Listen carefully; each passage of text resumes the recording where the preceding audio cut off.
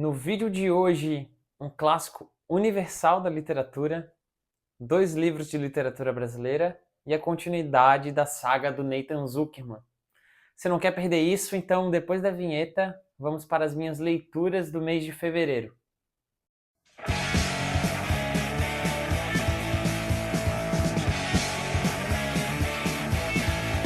Oi para todo mundo, eu sou o Emanuel, esse é o Sebo Velho, local onde eu compartilho por vídeo as minhas experiências literárias com todos vocês.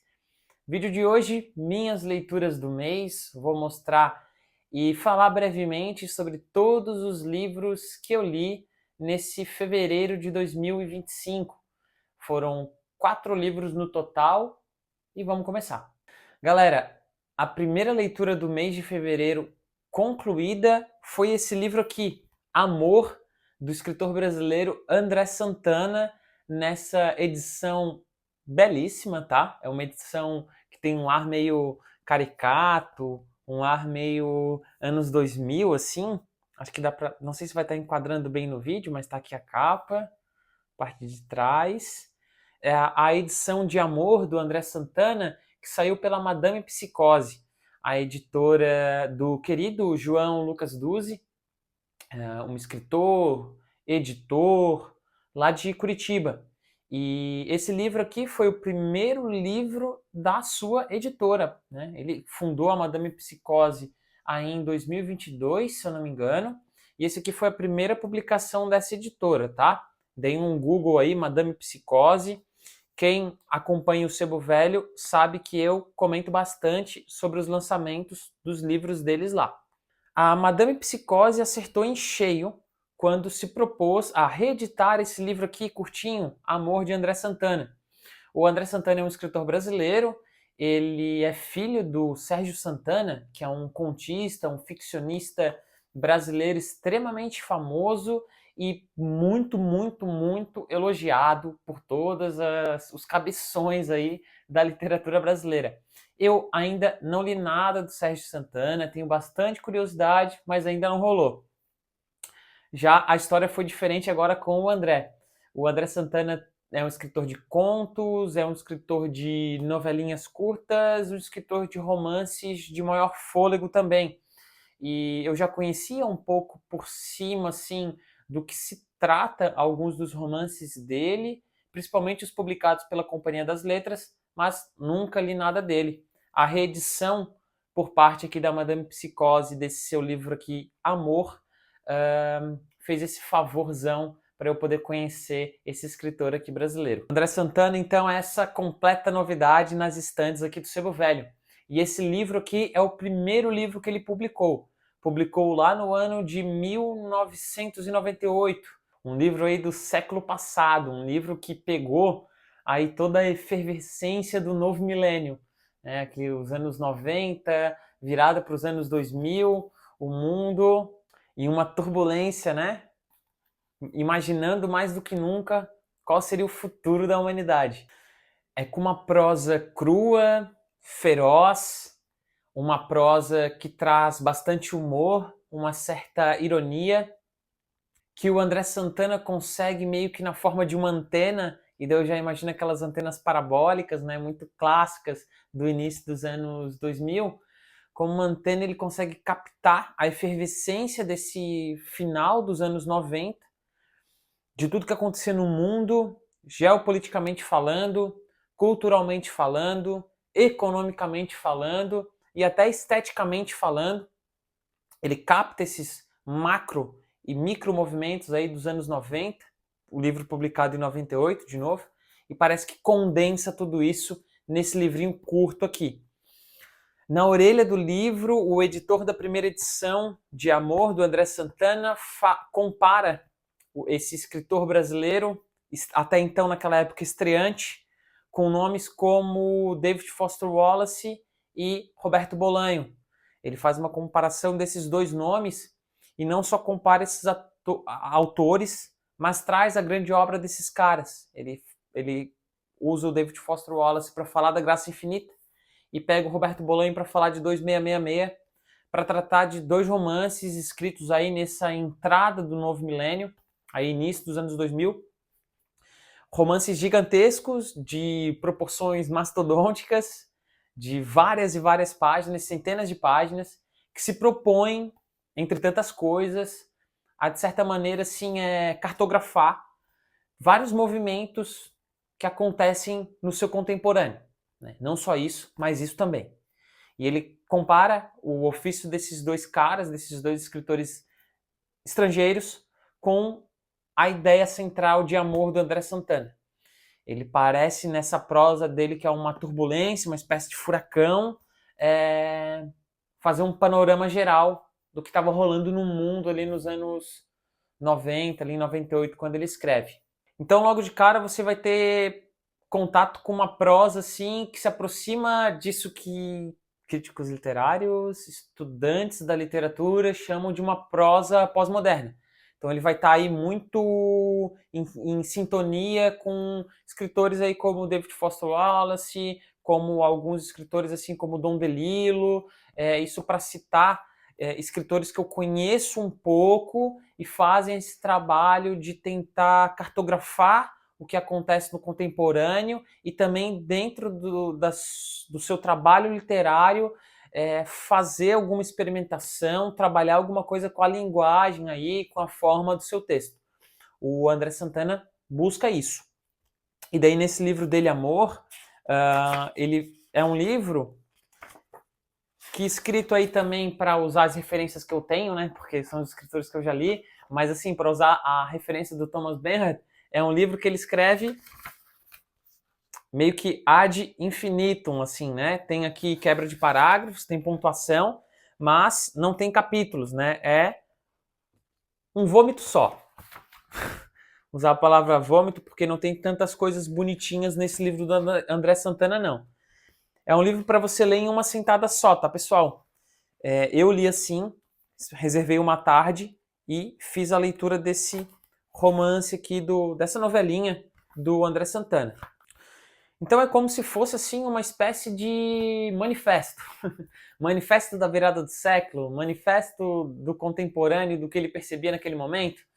Nessa cascata única, ele vai falar sobre um tanto de coisas, vai meio que fazer uma espécie de poesia, parece, vai fazer um texto único, um manifesto mesmo, acho que essa é a única palavra que eu tenho para explicar sobre tudo que estava rolando no mundo naquela época, como ele percebia. E isso vai trazer assim cenas desgostosas, vai trazer alguns rasantes até bonitos também. O primeiro editor traz ali a imagem daqueles romanções gigantes, né, que buscam fazer um pouco isso, e é interessante como que com uma força de um buraco negro, assim, o André Santana tenta colocar tudo nessa pequena experiência, nesse pequeno objeto que é esse livro curtinho dele aqui, de menos de 100 páginas. Então a intensidade dessa leitura, todas as imagens que ele evoca e repete essas imagens, né? E liga essas imagens com outras, e liga mesmas imagens nessa prosa de formas diferentes em algum momento, é uma experiência super intensa. Se você gosta um pouco desses temas dos escritores pós-modernos, da contemporaneidade, de uma obra que se propõe a experimentar esteticamente, eu recomendo demais essa minha primeira leitura aqui do mês de fevereiro, Amor, do André Santana. Tem toda essa capa aqui, quixotesca, assim, né, anos 2000, porque o livro também conta com desenhos feitos no Paint, pelo próprio André Santana, enquanto ele escrevia esse romance aqui, o que deixa a experiência mais divertida ainda, tá? Um livro difícil de resenhar, por isso eu tomo a liberdade para ler um trecho e vocês vão ter uma ideia, mais ou menos, do que eu quero dizer com uma espécie de antena parabólica que tenta captar os micro e macro movimentos da sua contemporaneidade enquanto ele escrevia esse romance aqui. Vamos lá. O mundo com aquele sol nascendo no horizonte, o canto dos pássaros e das cachoeiras, as gaivotas, o sorriso das crianças e a felicidade. Música singela. O Cristo oferecendo a outra face. O piloto de carros no alto daquele pódio, esguichando champanhe nas filhas do príncipe e aquele mar verde cheio de peixinhos prateados e o perfume das flores. Os girassóis da Holanda. Todos aqueles cabeludos falando de paz e amor, fazendo sexo na lama, e aquela música do Jimi Hendrix, e aqueles filmes europeus com todas aquelas mulheres bonitas e aquelas paisagens coloridas. Aqueles carros e todos aqueles olhos azuis e a saúde dos atletas olímpicos. Aquelas ginastas romenas, aqueles chineses enormes jogando basquete, o azul das piscinas. O verde dos gramados e todos os povos batendo recordes e aquele texto do Armando Nogueira lá na televisão falando da musculatura do Ben Johnson e toda aquela poesia dos seres humanos feito à imagem e semelhança do Deus e a confraternização dos povos. Todos aqueles palestinos e judeus, aqueles russos e aqueles americanos fazendo os acordos de paz e o espírito de Natal, com todas aquelas criancinhas felizes brincando com aqueles revólveres de plástico e aquelas bonecas lourinhas falando mamãe, mamãe, aquela música que fala que no próximo ano a gente vai ter paz no coração e quem quiser ter um amigo é só me dar a mão e todos os sonhos que vamos ter, porque todo dia nasce novo em cada amanhecer, o tempo todo. Todas essas coisas acontecendo o tempo todo, nessa angústia toda dos poetas se suicidando, as criancinhas esguichando sangue nos corações das filhas do príncipe, deuses. E por aí vai, tá? É uma torrente de imagens, de conexões, de sinapses. Achei brilhante, gostei demais do que encontrei aqui em Amor do André Santana e recomendo para vocês aqui que acompanham esse saudoso sebo velho, já quero ler os romances de maior fôlego do André. Até aqui, valeu pela Madame Psicose por ter me enviado esse romance aqui, meu muito obrigado, e fica essa recomendação. Primeira leitura de fevereiro, Amor do André Santana. Saindo da contemporaneidade difícil de se contornar e descrever, vamos para o clássico absoluto da literatura mundial. Não dá nem para chamar de clássico da literatura francesa, porque eu acho que ele quebrou essa barreira há muito, muito tempo. Eu estou falando aqui de Madame Bovary, do Gustave Flaubert. A edição que eu tenho aqui é da Penguin Companhia, tradução de Mário Laranjeira. Quem acompanha o Sebo Velho já há algum tempo sabe que esse livro aqui está na minha lista de 12 leituras para o ano de 2025. Então, estou aqui batendo o cartãozinho ponto dentro das minhas metas literárias. Madame Bovary, do Gustave Flaubert, talvez um clássico que dispensa apresentações. Nesse romanção mesmo, algumas pessoas dizem que esse aqui é o romance em seu estado absoluto, dada a atenção que o Flaubert deu para escrever esse livro aqui, o tempo que ele dispensou, a época que ele escreveu, né? Essa época dos grandes romances, dão uma importância enorme, tá? Para esse livro aqui. Acho que quem estuda técnica, ou talvez assim, seja mais estudioso mesmo, acadêmico da literatura, deve considerar esse daqueles livros 10/10 extremamente perfeitos. Ele é um livraço. Então, assim, é o romance em estado puro e é o livro que transforma também o Flaubert, talvez, assim, no escritor em seu estado puro também. O cara que levou 5 anos para escrever esse livro aqui, que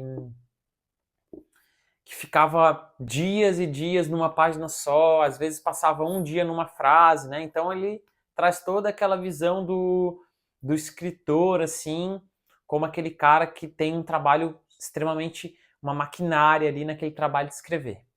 Madame Bovary, para quem não conhece, é um livro separado em 3 partes e a gente vai ter como protagonista a Emma Bovary, que é uma mulher que se torna Madame Bovary depois. Tô começando a sinopse por isso, porque eu fui pego de surpresa, tá? Eu sabia que Madame Bovary se tratava de um romance que tinha protagonista uma mulher. Mas eu não sabia que o livro ia abrir com a descrição de um jovem numa escola. E que o livro abre com o Charles Bovary, que virá a ser o marido da Emma. Mas até lá algumas coisas acontecem.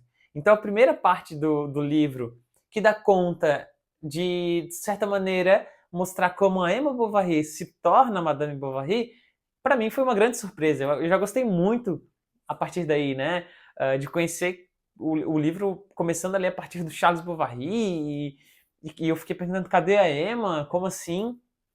E depois a maneira como ela vai chegando no romance, muito interessante essa maneira como ela vai chegando pelas beiradas, como a gente vai conhecendo ela aos poucos, e daí depois na segunda parte do romance, quando a gente mergulha de fato assim em capítulos que a gente está muito colado com a Emma Bovary, a gente pode até, eu posso até chegar a dizer que eu entendi, que eu conseguia, de certa maneira, saber o que ela estava sentindo e pensando. A gente chega na terceira parte, no desfecho de uma série de conflitos que acontece com a Emma, só para eu perceber que não, né? Na verdade, a Emma Bovary, por mais que a gente tenha aqui um psicológico dessa personagem tudo aberto pra gente, a gente tem, assim, relações dela muito aberta pra gente, falas, né? Reações dela, mas é uma personagem assim que guarda segredos imensos, assim, que a gente pensa conhecer, assim, de certa maneira o íntimo, né, dessa personagem, mas ela guarda aí um todo de mistérios internamente ainda. O Madame Bovary vai ter 3 partes, nessas partes a gente vai conhecer a Emma, vai ver ela se casando com o Charles Bovary, vai ver ela constituindo família, vai perceber os primeiros conflitos dela, que são esses conflitos assim de uma vida muito romantizada, muito idealizada. Até então parece assim a partir dos romances e desejos que ela tem, uma vida muito romantizada que vai e daí a gente vai vendo o conflito que é essa idealização e o contato dela com uma vida comezinha, com uma vida ordinária, com uma vida onde nada assim, aquele grande verão, aquele grande sol, aquela grande iluminação que ela vive esperando aparecer, não aparece. Isso vai levar ela a uma série de acontecimentos no romance, né? Vai ter casos, vai conhecer outras pessoas, vai desejar outras coisas para além do que ela tem ali, né? Na família, e tudo mais. E a gente vai isso vai trazendo mais conflitos, né? Essa busca por esse tchan na sua vida vai trazendo mais conflitos. E é fascinante, tá? É um livro que, como eu comentei com algumas pessoas, é gigante nos seus detalhes, assim. Impressionante as descrições, tá? Dos vilarejos, as descrições de passagem de tempo, de mudanças de estações, de clima. Eu achei que isso fosse me cansar, eu achei que essas descrições, que eu não costumo ver tanto, tão detalhadas, assim, escritas de uma maneira tão bonita e assim meio pomposa, que eu não estou acostumado a achar na literatura contemporânea, eu achei que isso seria um problema na minha leitura. Eu achei que eu é, teria que me esforçar para vencer algumas descrições de cenário, como descrições da Madame Bovary caminhando por pastos e atravessando pontezinhas no orvalho da manhã e tal. Achei que tudo isso ia exigir, né? Teria que atravessar isso com muito trabalho para chegar nos reais conflitos, que é o que mais me interessa. Mas não, o livro é gigantesco nos detalhes, o livro é gigantesco nos outros personagens que tem aqui compondo a obra. Algo que eu percebo nos clássicos, assim, temas que atravessam talvez o contemporâneo do escritor aparecendo ali nesses romances, né? Quase como se fossem ensaios velados sobre esses escritores de clássicos que são pensadores da sua época. Então aqui tem um debate sobre a religião e a ciência também muito interessante, que aparece algumas vezes, ora mais extenso, ora mais cômico. É um livro sem tirar nem pôr, apaixonante. Eu li nesse mês de fevereiro, estava em casa com mais tempo por causa de algumas mudanças de trabalho que eu passei. E eu me deliciei com essa leitura aqui, uma leitura super imersiva. Comentei com o meu irmão, se eu não me engano, eu falei, cara, eu tô lendo aqui o Madame Bovary de Flaubert e dá para entender porque que essa galera, quando do lançamento desses livros aqui, lá em 1800 e pouco, né, antes de 1900, como essas pessoas sem internet conseguiam, né, sentar tardes e tardes das suas semanas e devorar grandes romances como esses aqui. Porque são escritos com qualidade e dão um jeito de fazer com que você mergulhe profundamente, seja cercado pelas descrições, pelos conflitos, pelos personagens, pelos diálogos, por tudo que compõe esse livro aqui. Livraço, tá? Eu amei. Madame Bovary de Gustave Flaubert. Um clássico que, se tá parado na tua estante aí, não tenha medo, pega ele, encara. Espero que um pouco dos meus comentários aqui te impulsione para uma futura leitura de Madame Bovary, tá bom? Aceito indicações de outros do Flaubert. Terceira leitura de fevereiro, um livro também que tem uma protagonista e tanto. Essa muito menos conhecida que é Emma Bovary. Eu estou falando do livro Opal, da Fernanda Young, edição da Rocco. Editado pela Rocco em 2006, esse livro aqui da escritora Fernanda Young, roteirista de TV também, saudosa, já faleceu. Esse livro aqui vai ter como protagonista Adriana, uma mulher e tanto também, assim como Emma Bovary, dessas protagonistas que você vai ler e não vai esquecer tão cedo.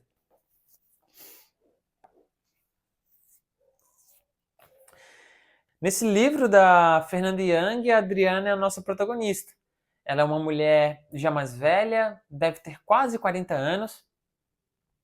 Ela não tem tantos problemas financeiros, a família dela é meio rica, ela trabalha com negócios. Esqueci um pouco assim o trabalho dela, mas ela é uma pessoa bem de vida, assim, solteira, e inicia esse romance aqui da Fernanda Young com ela numa situação bem assim, limite, bem perigosa. Ela se envolveu com um cara mais jovem que ela, um rapaz de 20 e tantos anos, um ator que está tentando assim engajar numa vida de ator mesmo, nos grandes circuitos ali da cidade onde eles moram. Ela se envolve com esse cara, eles começam a meio que namorar um pouco, até que em um determinado momento, por uma série de coisas, ela vai prender ele na casa dela, vai estabelecer que ele vai ser o cara que vai receber toda a vingança que ela tem acumulada com o Pau. A Adriana vai atribuir a esse atual namorico dela uma vingança a todo o patriarcado, a toda a misoginia que ela já captou na sociedade, né, a todo o falocentrismo. Tudo vai culminar naquele momento. Ela entra numa situação limite, ela descobre, sem dar muitos spoilers, porque isso já é logo no começo do livro, tá, gente? Então, quem vai ler isso aqui, me desculpem, mas logo no início já tem isso, tá? Ninguém vai perder nada. Ela descobre uma traição por parte dele e outras coisas, tá? Outras falas, outras situações que esse rapaz fez com ela. E daí, ali naquela noite, ela decide iniciar a vingança dela contra o Pau, em todos os seus sentidos possíveis. O livro não é só isso, porque ele vai voltando em outros capítulos, em outras cenas, então a gente vai ter cenas da Adriana antes de conhecer esse ator, mostrando o passado dela, com uma situação que envolve aí o tema da maternidade. Muito interessante como no meio de todo esse humor pitoresco, escrachado, chanchado às vezes, tem discussões sobre temas tipo contemporâneos, já lá naquela época eram também, mas tem discussões profundas, tá? Então, no meio de uma comédia, dá para refletir sobre coisas bem sérias e importantes para a nossa sociedade. Então, vai ter esse capítulo inicial da Adriana fabulando, planejando a sua vingança, mas vai ter capítulos voltando, né? Voltando para mostrar como eles se conheceram, para mostrar outros relacionamentos da Adriana, mostrar um pouco mais da Adriana sozinha, mostrar acontecimentos traumáticos que ela já passou.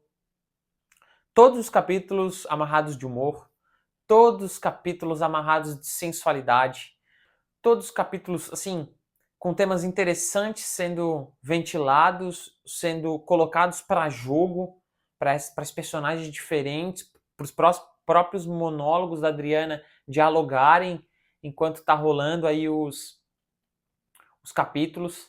Grande graça do romance é tu já chegar nessa cena da Adriana com o namorico dela em cativeiro e ver como essa situação foi escalonando, tá? Pegar as contradições da Adriana também, né? Pegar, assim, as coisas que ela tem razão, as coisas que ela não tem. Ela é uma espécie de anti-herói nesse livro aqui.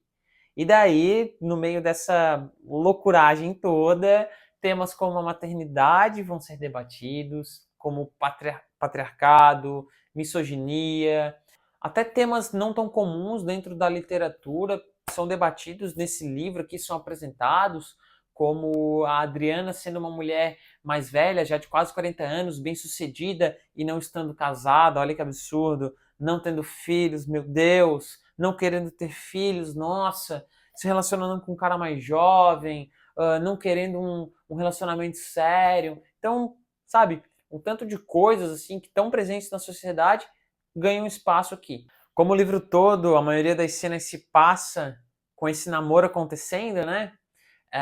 Também questões de relacionamento vão aparecer aqui, né? Então, situações como, por exemplo, a mulher não poder se aborrecer e o cara, né, fazer todo um esquema meio tóxico ali na relação. Então, tem um pouco de relacionamento tóxico. Acho que antes desse nome tá muito popular como tá hoje, né? O livro aqui da Fernanda Young foi escrito lá em 2009. Eu acredito que esse olhar, essa atenção que a gente dá para a maneira como as relações se realizam hoje em dia não acontecia lá. Então, Fernanda Young é uma vanguardista, né? Como muitos nomes da literatura conseguem o fazer, levando assim o social para esse laboratório que é a literatura. Para além disso, acho que surfando um pouco nessa onda do novo milênio também, dessas literaturas mais pós-modernas e querer trabalhar com a linguagem, o título do livro, né, Opal, essa capa aqui desse fotógrafo famoso, que até alguém no sebo mandou lá o nome do fotógrafo, mas não consigo lembrar. Eu já sabia que era uma fotografia já famosa aqui que eles utilizaram para essa capa. Mas tem uma questão da linguagem também, porque a todo momento vai ter ali alguns monólogos da Adriana, utilizando a palavra pau e falando sobre a vingança dela, falando como tem que acabar isso, falando sobre castração desse pau. E essa palavra, sendo repetida diversas vezes nesse livro, ela vai se desgastando. E parece que isso já é a própria destruição dessa palavra e dos sentidos dela e dos símbolos dela como um todo. Veja bem, parece que é destruição. Até a gente chegar na última página desse livro, e daí a Fernanda Young me arrancou gargalhadas, assim. Porque enquanto a Adriana tá lá querendo destituir, né? A gente tem que pôr um fim nele, tem que acabar com ele na nossa sociedade, não precisamos mais dele. A última palavra é de arrancar gargalhadas, assim, ó, do fundo da tua alma, tá? Caricato, meio chanchada, um humor assim meio esquete de programas de humor assim da Globo, enfim, mas muito criativo, muito criativo. Então também tem um pouco um trabalho assim no uso das palavras, assim, tem um trabalho de linguagem, de forma de texto aqui, um tanto quanto interessante, tá? Que vai nessa onda, os capítulos meio curtos, assim, os negocinhos assim, que vai meio um pouco nessa onda de uma literatura que se pretende experimentar com o seu texto. Valeu a viagem, bem engraçado, tá? Mas, infelizmente, sem reedição por parte da Rocco. Um livro que está esgotado e eu me assustei com o preço dele na internet, tá, gente? Não gosto muito quando eu faço isso, trazer um livro que já está esgotado aqui pro seu velho. Totalmente sem querer, também não ia deixar de ler se eu já soubesse disso, né?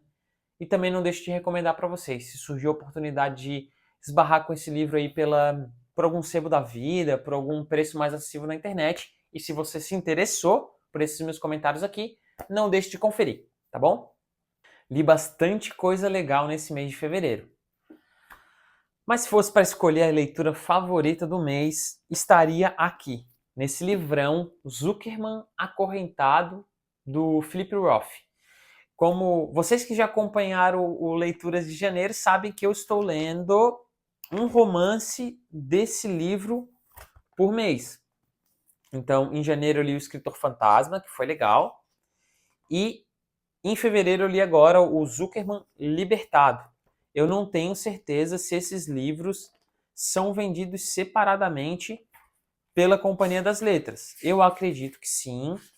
Aí eu não sei a disponibilidade deles na editora, né? Eu não sei se estão esgotados ou qualquer coisa do tipo. Mas aqui está. Vou comentar sobre Zuckerman Libertado, o segundo romance que compõe aqui esse livro que se propõe a apresentar a série do Nathan Zuckerman, esse personagem folclórico do Philip Roth. Saindo da primeira do escritor fantasma, né, onde o Nathan Zuckerman tinha 20 e poucos anos, vai na casa do Emmanuel Lonoff, que é o escritor que ele idolatra, para tentar pegar dicas, né, em como trilhar o seu caminho literário. No Zuckerman Libertado a gente já tem um salto de uns 25 anos para frente. Tanto é que abre com uma citação do Lonoff aqui. O Lonoff, em diálogo com a mulher dele, escreve assim: vamos mostrar ao Nathan o que significa ser tirado da obscuridade, para depois ele não vir desesperado atrás de nós dizendo que não foi avisado. E nesse livro aqui o Nathan Zuckerman já é um sucesso nos Estados Unidos. Já é um escritor assim que já faturou o seu primeiro milhão só com a venda de livros, então ele está recebendo muito dinheiro. No início do livro ele já tem comentários dele falando que das 5, 6 vezes que ele sai na rua, 3, 4 ele é reconhecido por alguém. O livro abre com uma cena hilária dele sendo reconhecido por uma pessoa dentro de um ônibus e essa pessoa espalhando para todo mundo. E até quem não sabe quem é Nathan Zuckerman começa a olhar para ele e conversar, e ele super desconfortável naquilo tudo. Ele comentando que agora tem que começar a estudar sobre investimentos, porque daí ele tem um cara que cuida das finanças dele e ele tem que fazer alguma coisa com tanto dinheiro que ele ganhou, assim. Cara, é um livro hilário, mostrando a situação desse cara que meio que de paraquedas, né? Vê a sua vida virada do avesso quando a sua obra literária realmente começa a receber um grande reconhecimento, ele alça a fama e começa a vender um monte.